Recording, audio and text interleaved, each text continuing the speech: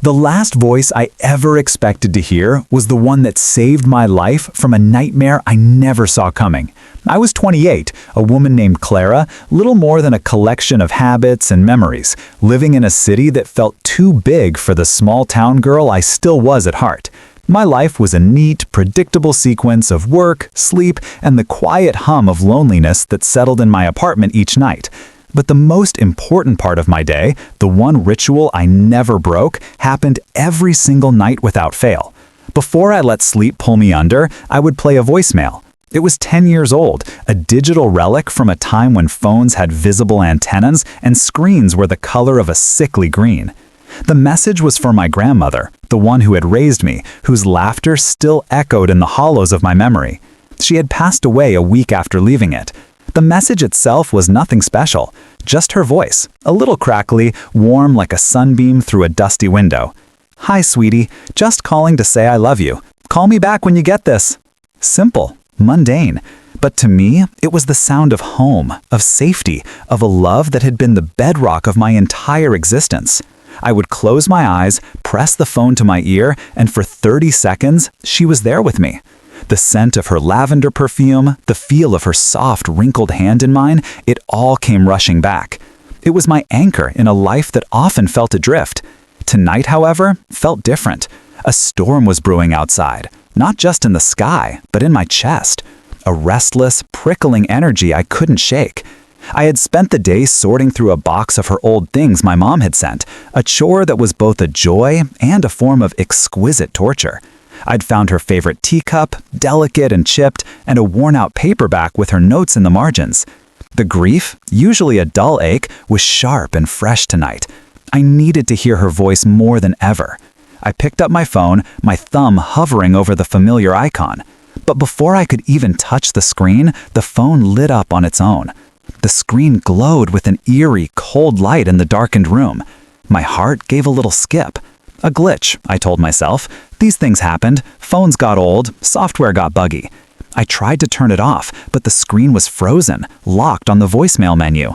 Then, a sound began to play through the speaker. It was the familiar hiss of static that preceded her message. I relaxed my shoulders, a small, sad smile touching my lips. Maybe the phone just knew what I needed. But as the static cleared, the voice that emerged was not the one I was expecting. It was my grandmother's, yes. The timbre, the cadence, it was undeniably her. But the warmth was gone, replaced by a raw, breathless terror I had never heard in her in life. And the words were all wrong. They were not the simple, loving message I had cherished for a decade. They were something else entirely. Something that sent a bolt of ice-cold fear straight through my veins. The voice that sliced through the silence of my bedroom was a stranger's, wearing my grandmother's face. It was her voice, but stripped of all its gentle warmth, leaving behind only a raw, frayed edge of panic. Each word was a gasp, as if she was running, as if she was being chased. "Clara," the voice whispered, a desperate hissing sound that made the fine hairs on my arms stand on end. "Clara, listen to me. Don't ask questions. Don't trust him. He's in the house. Get out now. The back door. Go." The message cut off abruptly, replaced by the shrill, piercing beep of a disconnected call. I sat bolt upright in bed, my heart hammering against my ribs like a trapped bird. My mind reeled, trying to process what I had just heard. It was impossible. A hallucination. A stress-induced dream. I had been thinking about her all day, sorting through her things, stirring up the sediment of grief. It was the only logical explanation. My brain, in its exhausted state, had conjured a nightmare and projected it onto the one thing that brought me comfort. I fumbled with my phone, my fingers shaking so badly I could barely type. I scrolled to the voicemail, my thumb pressing the play icon with a desperate need to prove myself wrong. The familiar static hissed, and then her voice came through, just as it always had. "Hi, sweetie, just calling to say I love you. Call me back when you get this." The simple, loving message. A wave of relief so powerful it made me dizzy washed over me. It was just a glitch, a bizarre, terrifying glitch. I sank back into my pillows, my breathing ragged. I was safe. It was just my mind playing tricks on me. But as the adrenaline began to fade, another sound pricked at the edges of my awareness. A sound from downstairs. A soft, distinct creak. It was the sound of the third stair from the bottom, the one that always groaned under weight. I held my breath, my entire body freezing in place. It was nothing. The house settling, the wind. I tried to rationalize, to cling to the comfort of logic, but the phantom message was still echoing in my head. He's in the house. Another sound followed, this one unmistakable. The metallic click of the front door's deadbolt being turned from the inside. Someone was here. Someone had a key, or they had picked the lock. The blood drained from my face, my skin turning clammy and cold. The glitch wasn't a glitch. The message was real, and the danger it warned of was real, standing in my foyer at this very moment. My mind raced, replaying the words. Don't trust him. He's in the house. Get out now. The back door. My eyes darted to my bedroom door. It was slightly ajar. Through the crack, I could see the dark hallway, a sliver of the staircase leading down into the unknown. Then I heard it. A soft footstep on the hardwood floor of the hallway below. It was deliberate, unhurried. He wasn't worried about making noise. He was confident.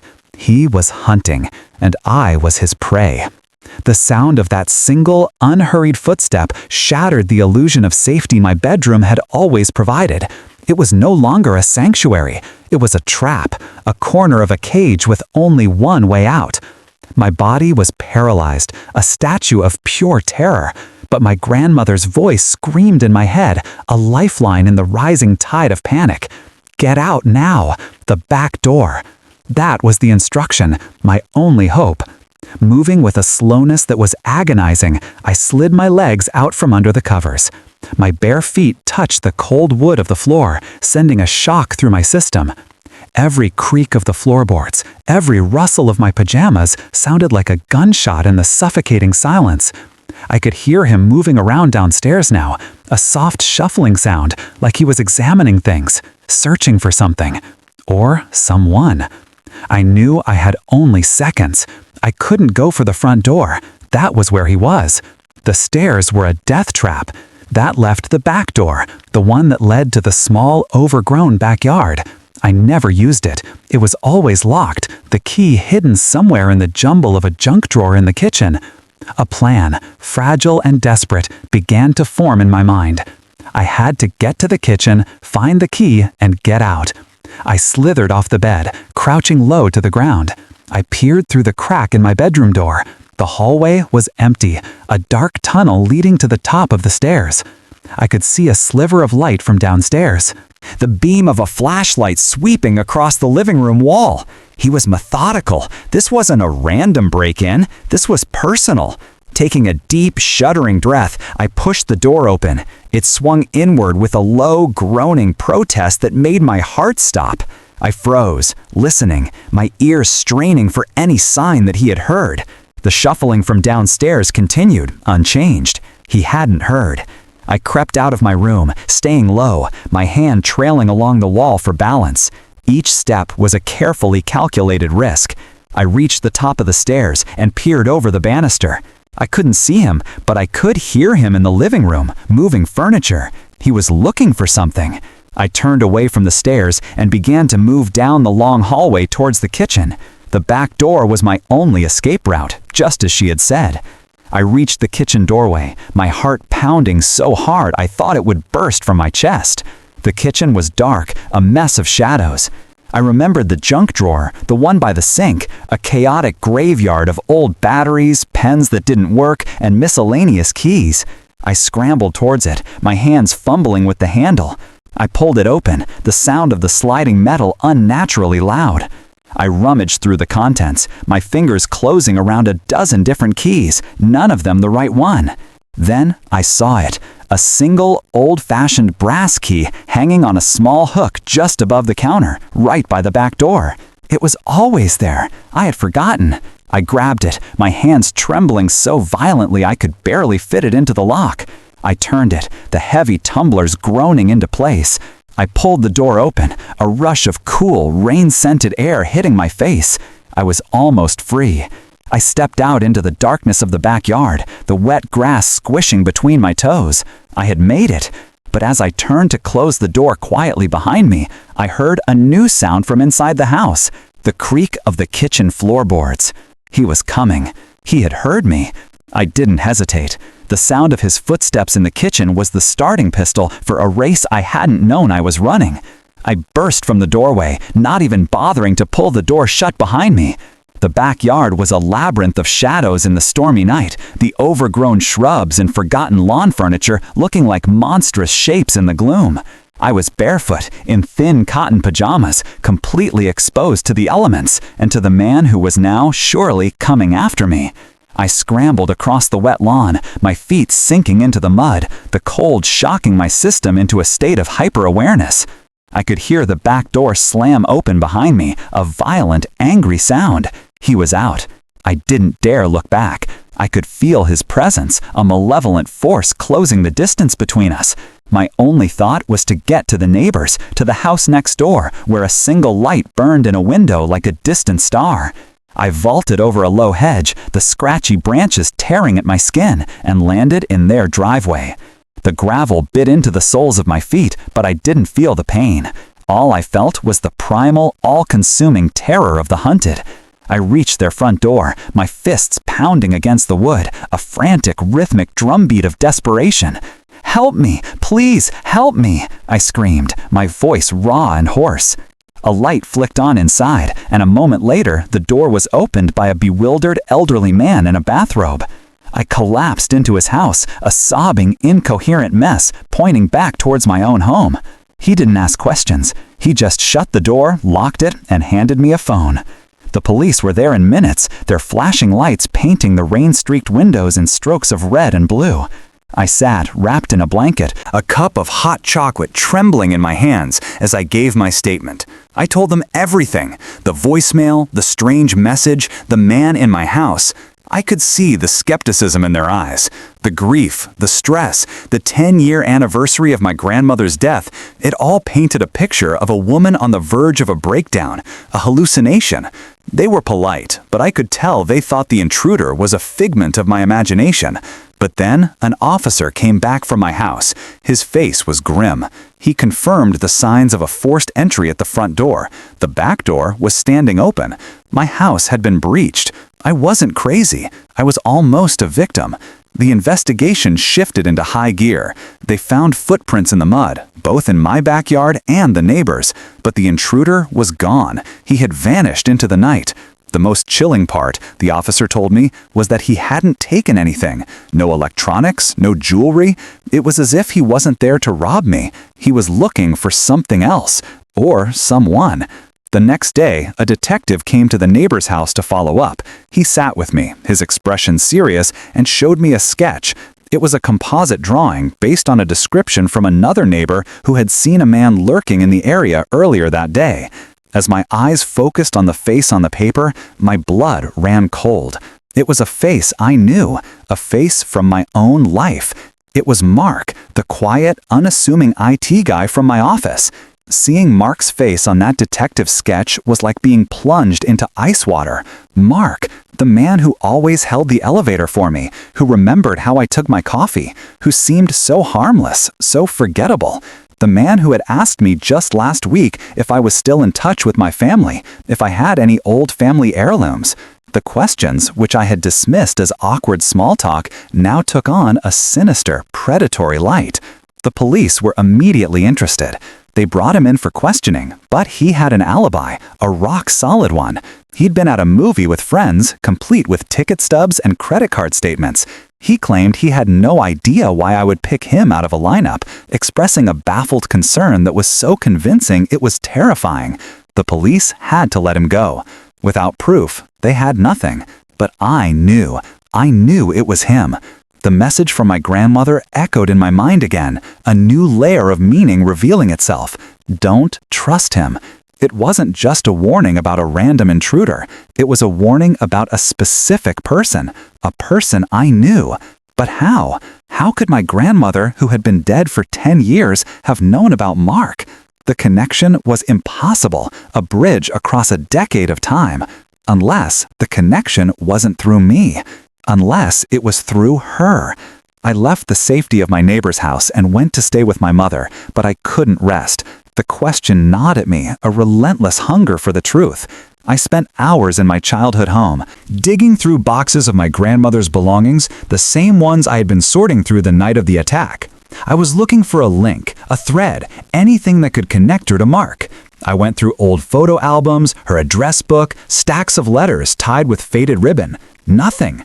I was about to give up, my hope dwindling, when I came across a small locked wooden box I had never seen before.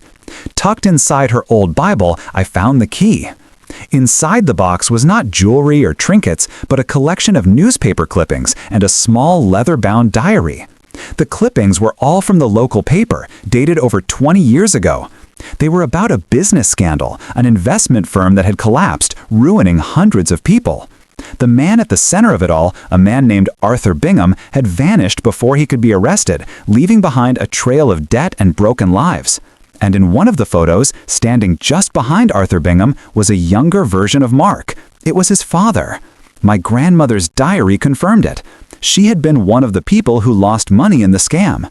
But she hadn't just been a victim. She had been a bookkeeper for a small company that did business with Bingham's firm, and she had noticed discrepancies, irregularities that pointed to deliberate fraud. She had gathered evidence, documents that could have put Bingham away for good. But before she could go to the police, Bingham had threatened her. He had shown up at her house, a menacing presence that had terrified her into silence. She had hidden the evidence to protect her family.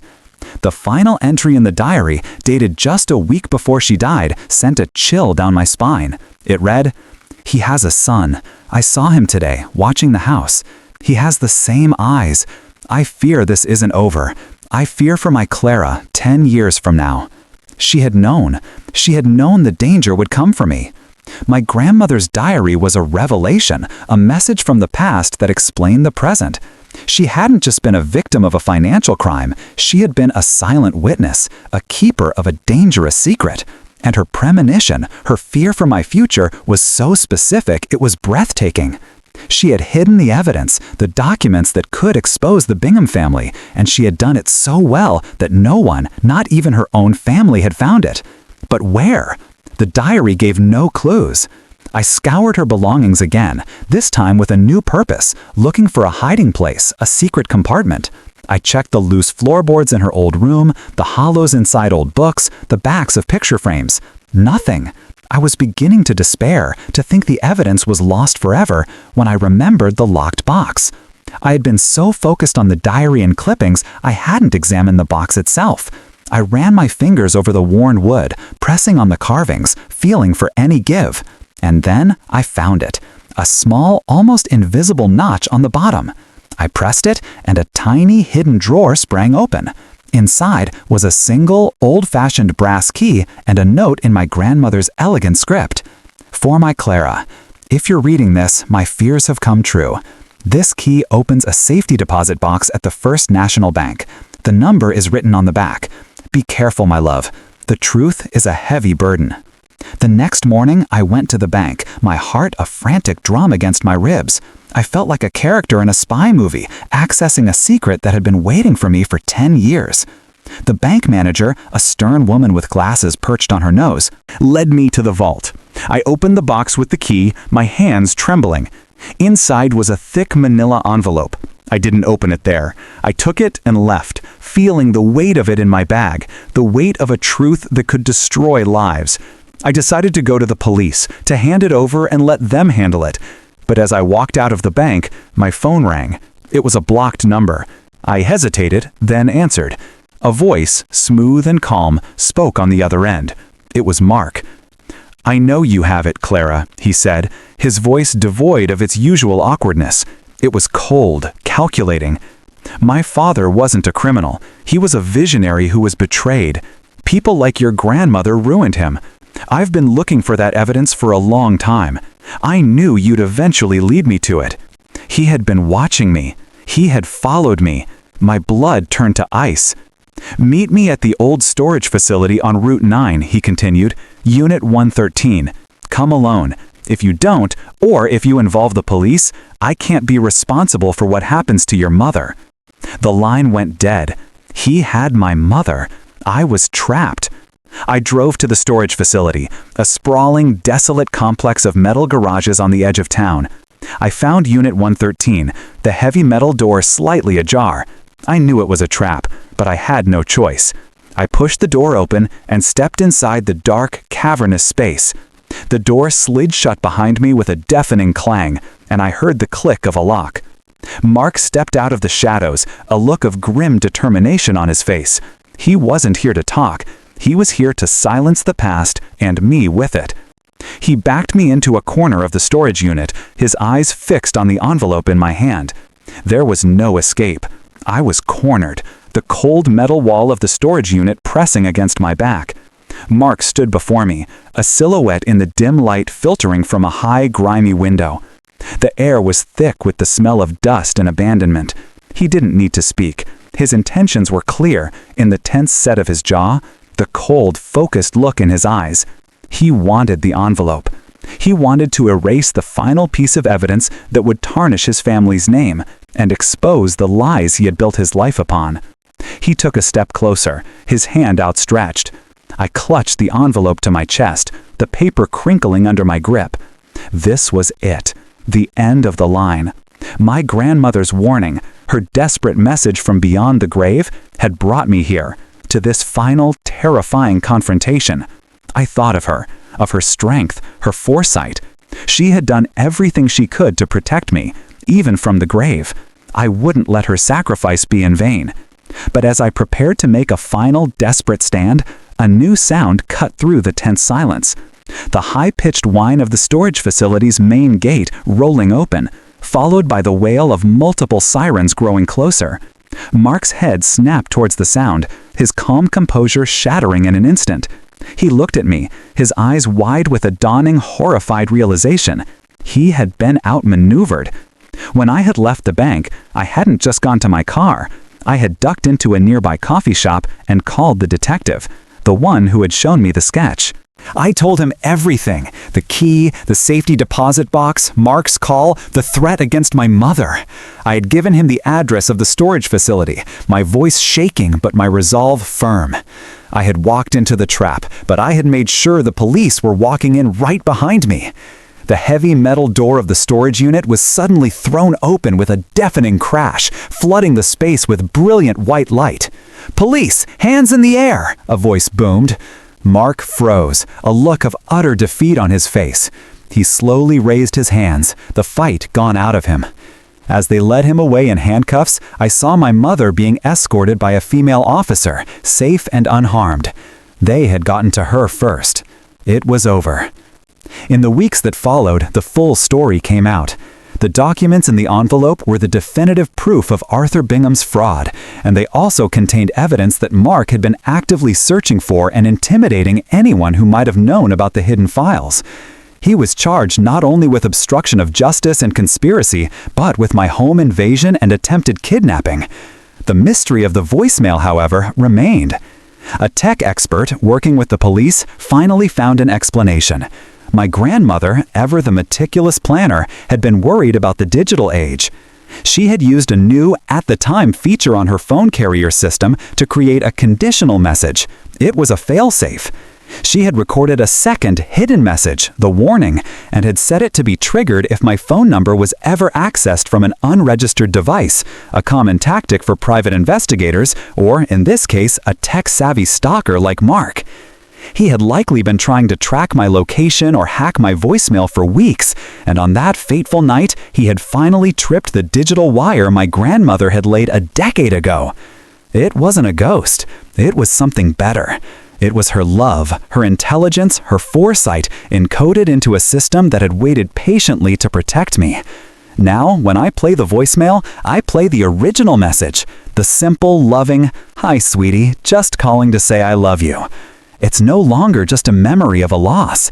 It's a reminder of a love so powerful it reached across time, a love that didn't just comfort me, but saved my life. And in the quiet of my new, safer home, I finally have peace, knowing that my grandmother's love is not just an echo of the past, but a promise that will always watch over me. Now, when I play the voicemail, I play the original message, the simple, loving, "Hi, sweetie, just calling to say I love you." It's no longer just a memory of a loss. It's a reminder of a love so powerful it reached across time. A love that didn't just comfort me, but saved my life. And in the quiet of my new, safer home, I finally have peace, knowing that my grandmother's love is not just an echo of the past, but a promise that will always watch over me.